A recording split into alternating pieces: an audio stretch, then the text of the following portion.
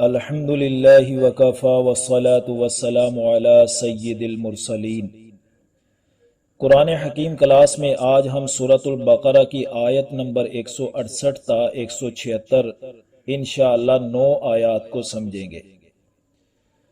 آج ہم جن آیات کا آغاز کرنے جا رہے ہیں ان آیات سے احکام و قوانین کا سلسلہ شروع ہو رہا ہے جن کے تحت زندگی بسر کرنے کا مسلمان سے مطالبہ ہے۔ دیکھیے آیت کی طرف، یا ایھا الناس کلوا مما فی الارض حلالا طیبا، اے لوگو جو چیزیں زمین میں حلال طیب ہیں وہ کھاؤ۔ دیکھیے دنیا میں رزق کے بہت سارے وسائل پھیلے ہوئے ہیں۔ اب سوال پیدا ہوتا ہے کس کو استعمال کریں اور کس کو استعمال نہ کریں۔ اس کا جواب اس آیت سے حاصل ہوا کہ جو چیزیں اللہ تعالیٰ نے حرام قرار نہیں دی ان کا استعمال کرنا جائز ہے۔ پھر یہ بات بھی واضح ہو گئی کہ جس طرح حرام چیزوں کو استعمال کرنا جرم ہے، گناہ کبیرہ ہے، اسی طرح اللہ تعالیٰ کی طرف سے حلال کردہ چیزوں کو حرام قرار دے کر استعمال نہ کرنا بھی بہت بڑا جرم ہے۔ اور اس آیت میں حلالا طیبا کے لفظ استعمال کر کے وضاحت فرما دی کہ طیب یعنی پاکیزہ اور عمدہ چیزیں وہی ہیں جو اللہ نے حلال کی ہیں۔ جن کو شریعت نے حرام قرار دیا ہے وہ طیب، پاکیزہ، عمدہ اور بہترین نہیں ہو سکتی۔ اور یہ بھی معلوم ہو گیا کہ شریعت نے وہی چیزیں حرام قرار دی ہیں جو انسان کے لیے نقصان دہ ہیں۔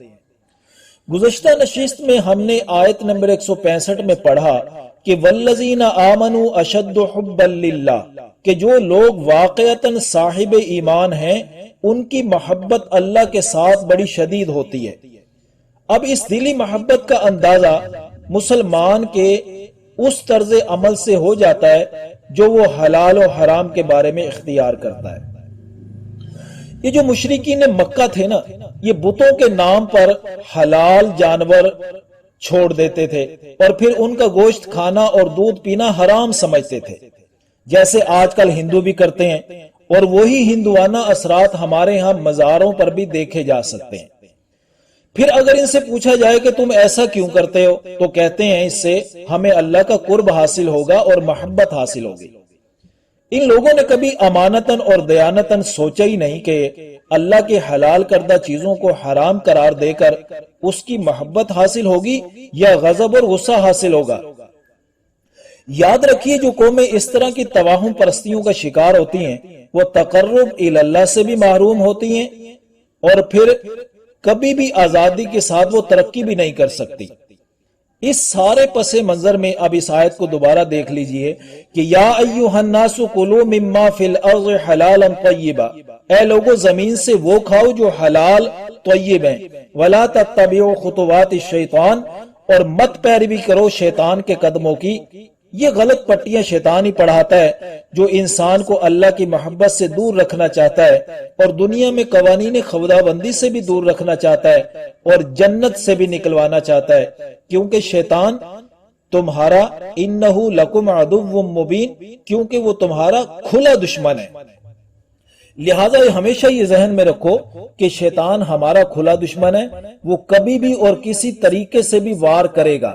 انما یأمرکم بالسوء والفحشاء، وہ شیطان تو تمہیں برائی اور بے حیائی کا حکم دیتا ہے۔ وَأَن تَقُولُوا عَلَى اللَّهِ مَا لَا تَعْلَمُونَ، اور یہ بھی کہ اللہ پر ایسی باتیں کہو جن کا تمہیں علم نہیں۔ ہمارے معاشرے میں لوگوں کی اکثریت ایسی باتیں اور ایسے کام کر رہی ہوتی ہے جن کا اللہ نے حکم ہی نہیں دیا ہوتا، اور ایسے کاموں سے رک بھی رہی ہوتی ہے جن سے اللہ نے منع نہیں فرمایا۔ یہ سب شیطانی چال بازی ہیں۔ اور دیکھیے اگلی آیت، وَإِذَا قِيلَ لَهُمُ اتَّبِعُوا مَا أَنزَلَ اللَّهُ، اور جب ان سے کہا جاتا ہے کہ اس کی پیروی کرو جو اللہ نے نازل کی ہے، یعنی شیطان کی نہیں بلکہ وحی الہی کی پیروی کرو، تو قَالُوا بَلْ نَتَّبِعُ مَا أَلْفَيْنَا عَلَيْهِ آبَاءَنَا، تو آگے سے کہتے ہیں ہم تو اسی کی اتباع کریں گے جس پر ہم نے اپنے آباء و اجداد کو کرتے پایا ہے۔ تو ان کی اس کمزور دلیل کے جواب دینے کے لیے اللہ تعالیٰ نے انہی سے سوال کر دیا، اولو کان آباؤہم لا یعقلون شیئا ولا یہتدون، کیا وہ اپنے آباء و اجداد کا پھر بھی اتباع کریں گے اگرچہ وہ کچھ سمجھتے نہ ہو اور نہ وہ ہدایت پر ہوں؟ یعنی بغیر دلیل اور بغیر سوچے سمجھے کسی بات پر جم جانا ہدایت حاصل کرنے میں، حقیقت تک پہنچنے میں بہت بڑی رکاوٹ ہوتی ہے۔ اور پھر یہ بھی معلوم ہو گیا کہ ایمان اور اسلام کی جو راہ ہے نا وہ عقل و بصیرت کی راہ ہے، اور جو لوگ بغیر سوچے سمجھے چلتے رہتے ہیں ان کی حالت اللہ نے اگلی آیت میں ایک مثال سے سمجھائی۔ دیکھیے اگلی آیت کو، وَمَثَلُ الَّذِينَ كَفَرُوا كَمَثَلِ الَّذِي، اور جن لوگوں نے انکار کیا ان کی مثال اس شخص جیسی ہے، يَنْعِقُ بِمَا لَا يَسْمَعُ إِلَّا دُعَاءً وَنِدَاءً، جو شخص کسی ایسی چیز کو پکارے جو پکارنے اور آواز دینے کے علاوہ کچھ نہ سنے۔ دیکھیں جب بھی کسی بات کو سمجھایا جاتا ہے تو اس بات میں دو چیزیں ہوتی ہیں، ایک الفاظ اور دوسرے ان الفاظ میں چھپا ہوا مضمون۔ تو حق کا انکار کرنے والے الفاظ کی آوازیں پکاریں تو سن رہے ہیں، لیکن ان میں جو چھپا ہوا مضمون ہے وہ سمجھ نہیں پا رہے ہیں۔ کیوں؟ انہوں نے اپنے عقل و حواس غلط جگہ پر استعمال کر کر کے خراب کر لیے، لہٰذا اگلی آیت کے اگلے حصے میں کہا سم بکم عمی فہم لا یعقلون، یہ بہرے ہیں، گنگے ہیں، اندھے ہیں، پس وہ نہیں سمجھتے۔ اب تم بے عقلی کی باتیں چھوڑو بلکہ معلوم کر کے کہ کیا حلال ہے اور کیا حرام ہے، حرام کو چھوڑ دو اور حلال کو استعمال کرو۔ دیکھیے اگلی آیت میں یہی بات ذکر کی جا رہی ہے، یا ایھا الذین آمنوا کلوا من طیبات ما رزقناکم، اے ایمان والو ان پاکیزہ چیزوں میں سے کھاؤ جو ہم نے تمہیں عطا کی ہیں، واشکروا للہ، اور اللہ کا شکر ادا کرو، ان کنتم ایاہ تعبدون، اگر تم اسی کی عبادت کرتے ہو۔ یعنی اگر تم اس کی عبادت اور اسی کی بندگی کا فیصلہ کر چکے ہو تو اسی کے احکام و قوانین کے تحت زندگی بسر کرو۔ اب اگلی آیت میں چار چیزوں کا بیان ہے جو اللہ تعالیٰ کی طرف سے حرام کردہ ہے۔ انما حرم علیکم المیتۃ والدم، بے شک اس نے تم پر حرام کیا مردار اور خون، ولحم الخنزیر، اور خنزیر کا گوشت، وما اہل بہ لغیر اللہ، اور ہر اس چیز پر جس پر اللہ کے سوا کسی کا نام لیا گیا ہو اس کو بھی اللہ تعالیٰ نے کھانا حرام قرار دے دیا ہے۔ یہ چار چیزیں کیا ہیں اس پر تفصیلی گفتگو تو سورہ مائدہ میں کریں گے انشاءاللہ۔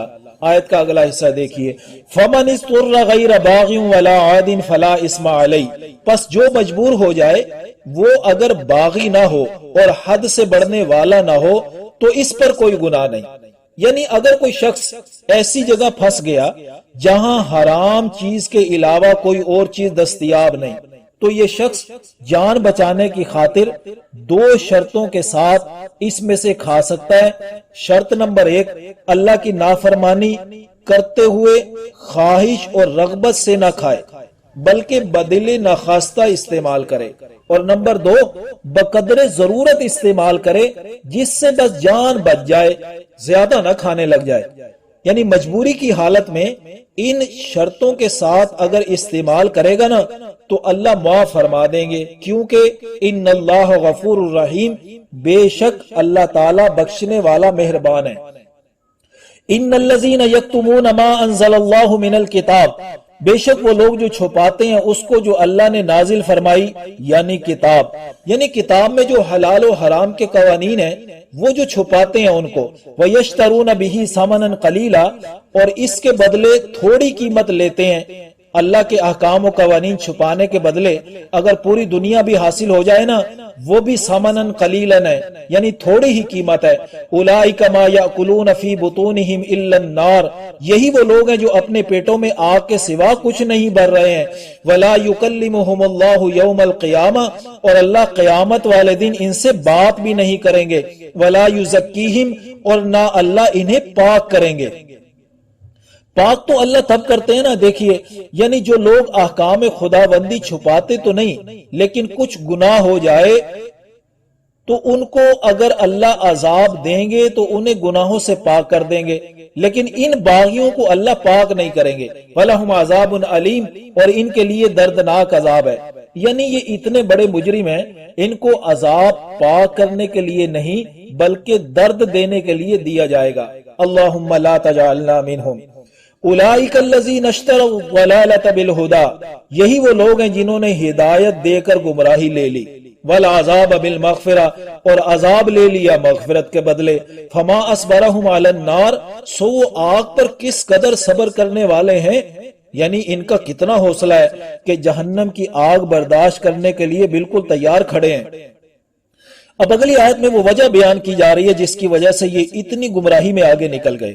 ذالک بان اللہ نزل الکتاب بالحق، یہ اس وجہ سے ہوا کہ اللہ تعالیٰ نے تو کتاب حق کے ساتھ نازل فرما دی، وان الذین اختلفوا فی الکتاب لفی شقاق بعید، اور یہ بے شک جن لوگوں نے کتاب میں اختلاف کیا وہ مخالفت میں بہت دور نکل گئے۔ تو یہ وجہ بنی ان کا گمراہی میں دور نکل جانے کی۔ اللہ تعالی ہمیں اپنی کتاب کے حلال و حرام کی پابندی کرنے کی توفیق نصیب فرمائے، آمین یا رب العالمین۔